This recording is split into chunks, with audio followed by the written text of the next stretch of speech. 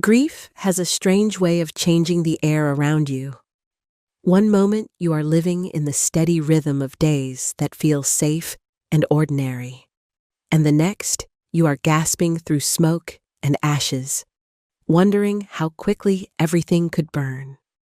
My name is Leia, and I want to take you back to the story of how I lost the love of my life, how betrayal cut deeper than death itself, and how I learned to build something new from the rubble.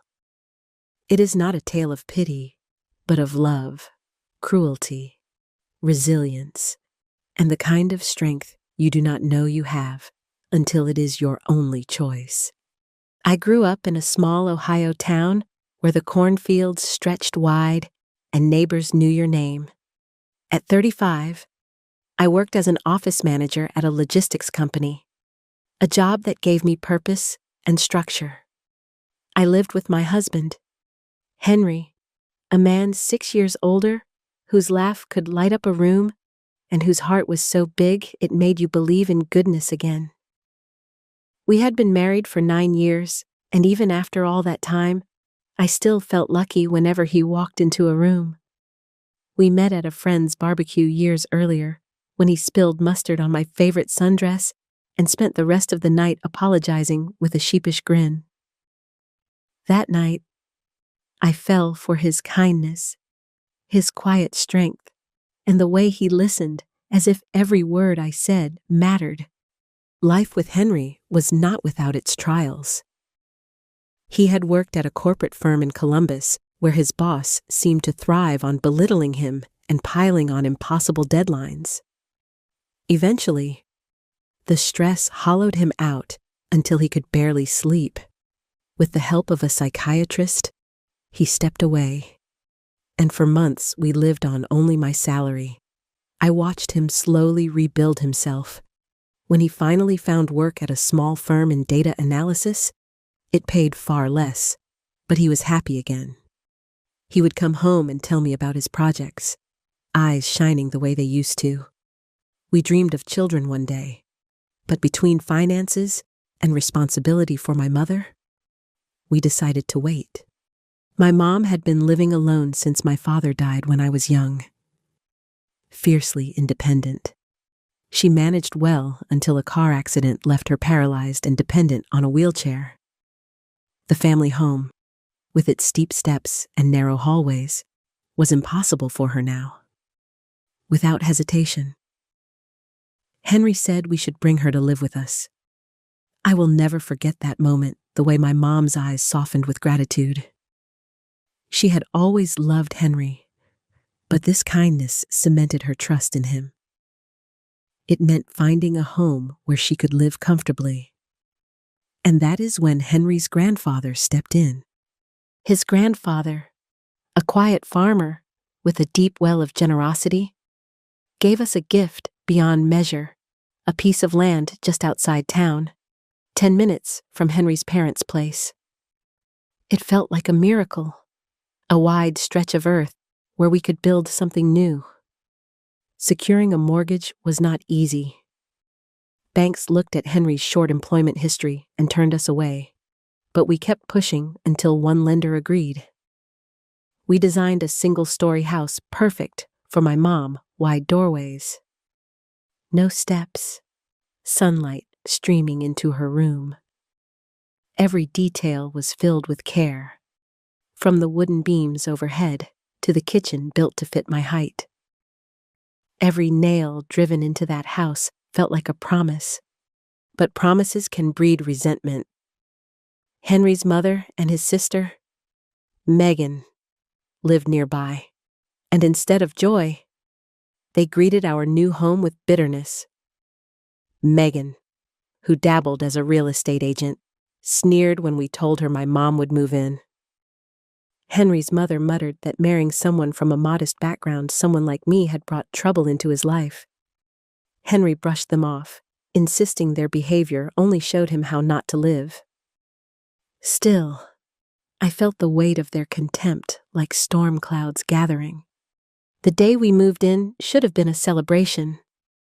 The air smelled of cedar and fresh paint, and my mom's face lit up as she wheeled herself into her spacious new room. We invited Henry's family, hoping for peace.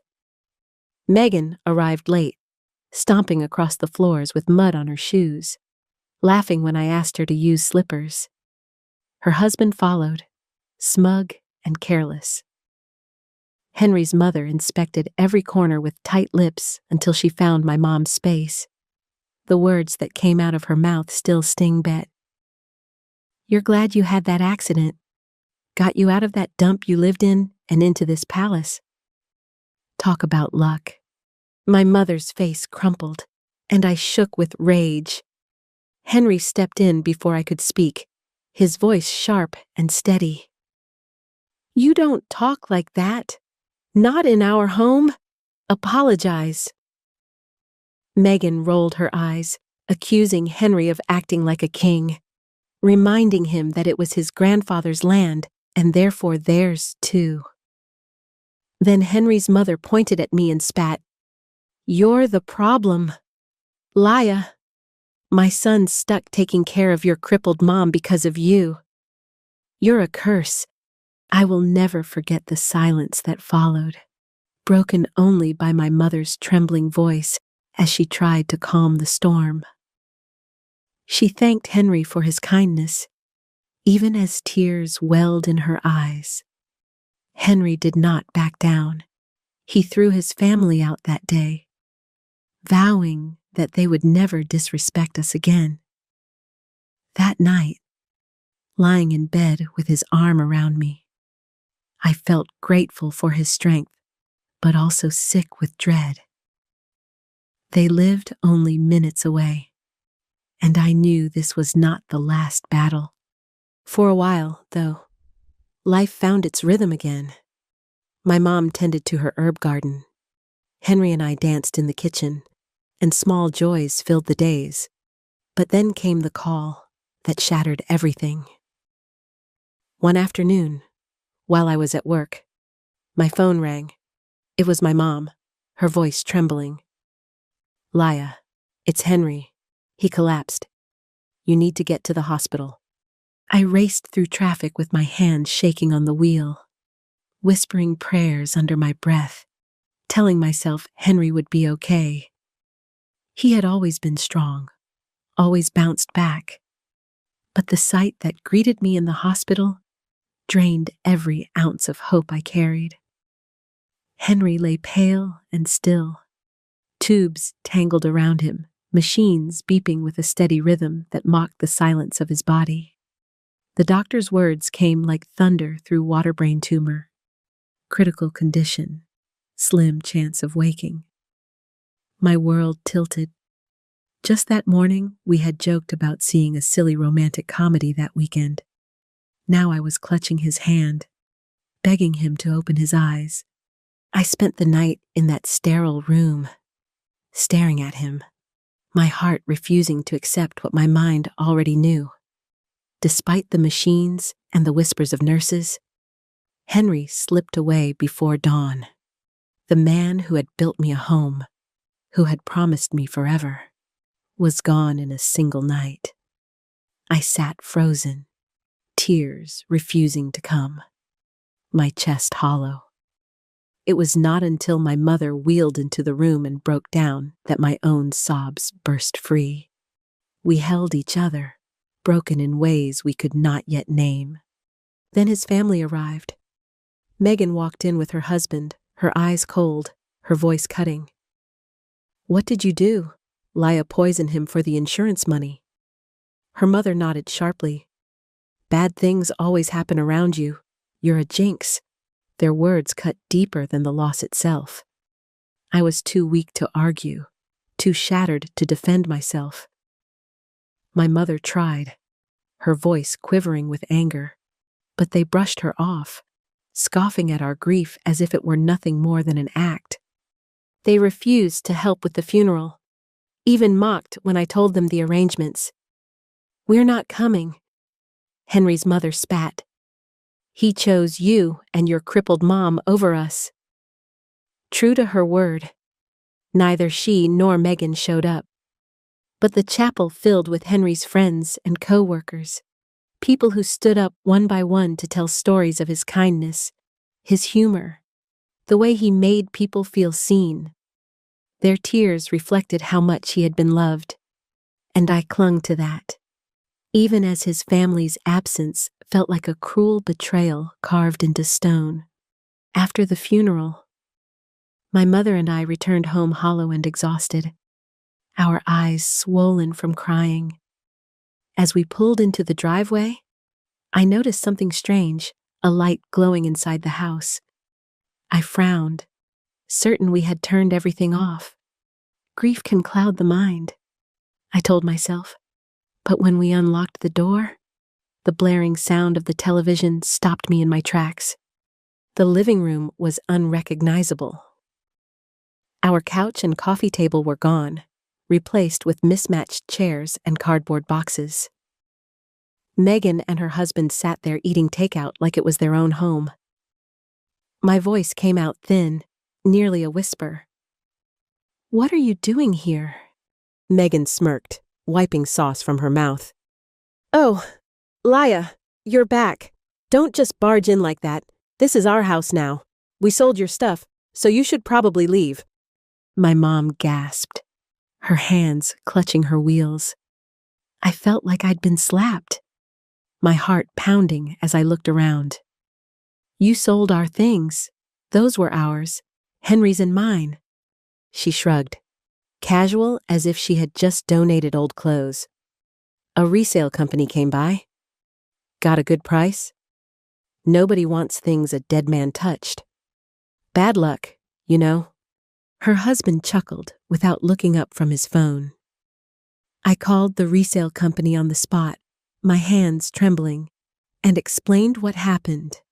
They were horrified, promising to treat the items as stolen and return what they could. But in that moment, standing in the house Henry had built for us, surrounded by strangers' furniture, I felt violated in a way grief alone had not prepared me for. That night, my mother and I huddled in her room, the only space Megan had not touched. She looked at me with weary but fierce eyes and asked, "What would Henry say if he saw this?" I closed my eyes and pictured him, his steady presence, his words that had always cut through chaos. "He'd tell us to walk away," I whispered, my voice breaking. "He'd say they're not worth our fight." The next day, acting on impulse, I signed a lease for an accessible apartment. The resale company returned most of our furniture within days, and we moved out, leaving the house and Henry's family behind. It felt like losing him all over again, but also like reclaiming a small piece of freedom. Our new apartment was smaller, but it was ours. My mother found joy in the sunlight on the balcony, and I tried to piece together routines that felt steady. Henry, in his practical foresight, had taken out multiple life insurance policies. He used to joke, "When I'm gone, you and your mom will be set." His joke had become our lifeline. The payout was more than I ever imagined, enough to live comfortably for years. And because the mortgage had been in my name alone, I simply stopped paying. Within 4 months, the bank repossessed the house, preparing it for auction. That was when the calls started. My phone buzzed day and night with Megan's name flashing across the screen. I ignored her until I finally answered one out of exhaustion. Her voice was shrill, panicked. "What did you do?" "Laya, the bank took the house. They locked us out. You ruined everything." I sat in silence, listening to Megan's fury spill through the phone like acid. Her words tumbled over each other, shrieking about how she had quit her job, how her husband had walked out, how their mother had sold her own house to cover debts. Then her mother's voice came on the line, brittle with desperation. "Laya, we can start over. Maybe you can lend us some money." we're family. For a moment, I almost laughed. These were the same people who had called me a jinx, who had accused me of poisoning Henry, who sold our furniture and moved into the house he had built. Now they wanted me to save them. I let the silence hang before answering softly. You made it clear we were not family. You said I ruined your son. We're done. Megan exploded on the other end, calling me a devil, demanding I give them the money. I hung up, my heart racing but steady, like a door had been firmly closed. In truth, I had been working quietly with a lawyer for months, preparing the legal path for the bank to repossess the house. It wasn't revenge, it was survival. Henry had always told me that some people will never understand kindness, no matter how much you offer. And he was right. When the auction went through, the weight lifted. The proceeds combined with Henry's insurance gave me and my mom a fresh start. We left the apartment behind and moved into a secure condominium, smaller but luxurious in its own way, with wide doors and a big balcony where my mom could sip her coffee and lose herself in her books. For the first time since Henry's death, the walls around me felt safe. The furniture we had reclaimed fit perfectly inside, each piece now carrying not just memories of Henry, but the knowledge that we had fought for them. I would sit on our couch in the evenings, close my eyes, and almost hear him whispering, "See, Laya, told you I'd take care of you." Meanwhile, Megan and her mother's lives unraveled in the way only bitterness and greed can pull a person down. Locked out of the house they thought they could claim, without jobs or stability, they ended up in public housing. Neighbors complained of their constant late-night arguments, of barbecues held dangerously on balconies, of chaos spilling from behind their door. Megan's husband eventually left, unable to take the turmoil. Eviction became a whisper in the community. People fed up with their reckless behavior. It was hard not to see the irony. Henry used to say, "What goes around comes around." Watching their downfall from a distance, I finally understood. It wasn't satisfaction I felt, it was a kind of peace.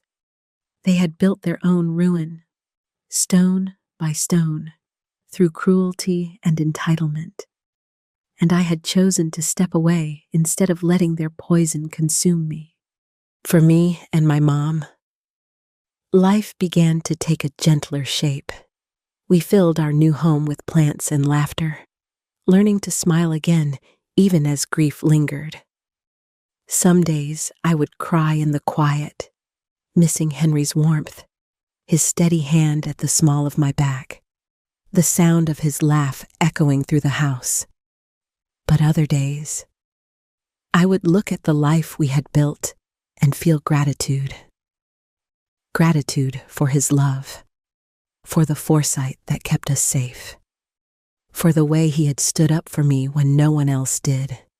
The condo became a haven, not grand or sprawling like the house Henry built, but steady, warm, and ours. In the evenings, I would watch my mom read by the window, the golden light soft on her face, and I would feel Henry there, not in the walls or the furniture, but in the safety, in the freedom, in the love that still bound us together. What I carried forward from it all was not bitterness, but the lesson that living well is the best way to honor the ones we love. Henry gave me strength even after he was gone. He taught me that sometimes the bravest thing you can do is walk away from those who try to break you, and instead build a life filled with peace. So this is where my story leaves you, in a quiet home where grief and joy coexist, where memory becomes light instead of chains, and where resilience is not about winning battles, but choosing which ones are worth fighting at all. If Henry were here, he'd smile that sheepish grin and tell me we did okay. And in my heart, I know he'd be right. If this story touched you, I invite you to like, share, and subscribe, and to leave a comment below with your own reflections. Every story of love, loss, and resilience reminds us that we are not alone, and that even in our darkest hours, we can find a way forward.